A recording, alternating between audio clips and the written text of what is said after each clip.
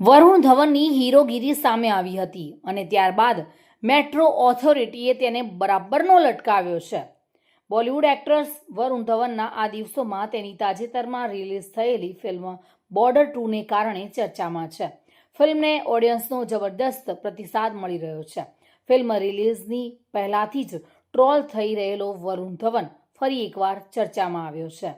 શનિવારે વરુણે ટ્રાફિકથી બચવા માટે મુંબઈ મેટ્રોથી પ્રવાસ કર્યો અને એક સિનેમા ઘરમાં સરપ્રાઇઝ વિઝિટ કરવા પહોંચ્યો હતો. વરુણે મેટ્રોમાંથી પોતાની એક ઇન્સ્ટાગ્રામ સ્ટોરી પણ શેર કરી હતી, જેમાં તેણે ફેન્સને પૂછ્યું હતું કે તે કયા થિયેટરમાં જઈ રહ્યો છે. પરંતુ તેના થોડા સમય પછી સોશિયલ મીડિયા પર એવો વિડીયો વાયરલ થવા લાગ્યો, જેમાં વરુણ મેટ્રોની અંદર ઓવરહેડ મેટલ રોડથી લટકીને પુલઅપ કરતો જોવા મળ્યો હતો અને વિડીયોમાં તેની આસપાસ અન્ય મુસાફરો પણ ઊભેલા દેખાયા હતા.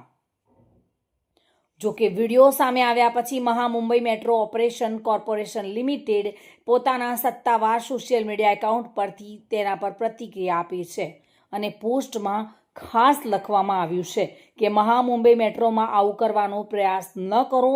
મિત્રો સાથે મેટ્રોમાં હેંગ આઉટ કરવું ઠીક છે, પરંતુ આ ગ્રેબ હેન્ડલ લટકાવવા માટે નથી હોતા. આવા કામ મેટ્રો રેલવે એક્ટ 2002 હેઠળ ન્યુસન્સ ફેલાવવા અથવા પ્રોપર્ટીને નુકસાન પહોંચાડવા સંબંધિત કલમો હેઠળ દંડનીય છે.